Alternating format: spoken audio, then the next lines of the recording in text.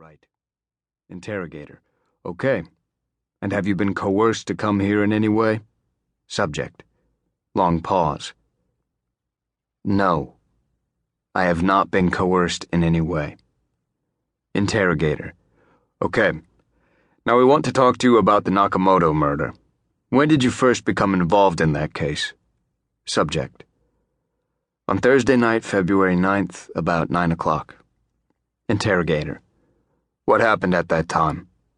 Subject. I was at home. I got a phone call. Interrogator. And what were you doing at the time you got the call? Actually, I was sitting on my bed in my apartment in Culver City watching the Lakers game with the sound turned off while I tried to study vocabulary for my introductory Japanese class. It was a quiet evening. I'd got my daughter to sleep about 8. Now I had the cassette player on the bed and the cheerful woman's voice was saying things like, "Hello, I am a police officer. Can I be of assistance?"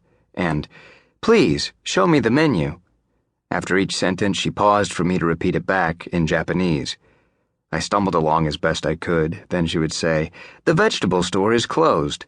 Where is the post office?" Things like that. Sometimes it was hard to concentrate, but I was trying. "Mr. Hayashi has 2 children." I tried to answer.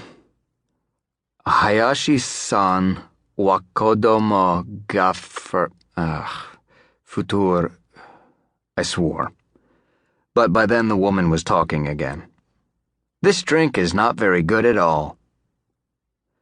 I had my textbook open on the bed alongside a Mr. Potato Head I'd put back together for my daughter. Next to that, a photo album and the pictures from her 2nd birthday party. It was 4 months after Michelle's party, but I still hadn't put the pictures in the album. You have to try to keep up with that stuff. "There will be a meeting at 2 o'clock. The pictures on my bed didn't reflect reality anymore. 4 months later, Michelle looked completely different.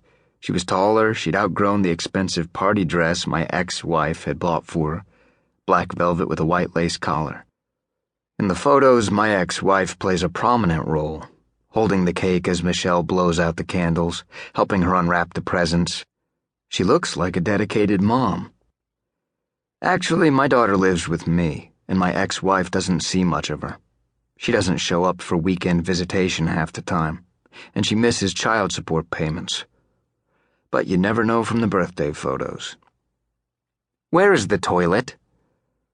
"I have a car. We can go together." I continued studying. Of course, officially I was on duty that night.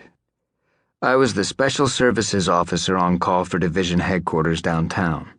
But February 9th was a quiet Thursday, and I didn't expect much action. Until 9 o'clock, I only had 3 calls. Special Services includes the diplomatic section of the police department. We handle problems with diplomats and celebrities and provide translators and liaison for foreign nationals who come into contact with the police for one reason or another. It's varied work, but not stressful. When I'm on call, I can expect a half-dozen requests for help, none of them emergencies. I hardly ever have to roll out. It's much less demanding than being a police press liaison, which is what I did before Special Services. Anyway, on the night of February 9th, the first call I got concerned Fernando Fonseca, the Chilean vice consul. A patrol car had pulled him over. Fernie was too drunk to drive, but he was claiming diplomatic immunity. I told the patrolman to drive him home, and I made a note to complain to the consulate again in the morning.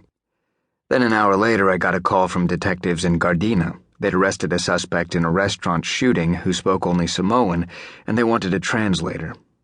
I said I could get one, but that Samoans invariably spoke English. The country had been an American trust territory for years. The detectives said they'd handle it. Then I got a call that mobile television vans were blocking fire lanes at the Aerosmith concert.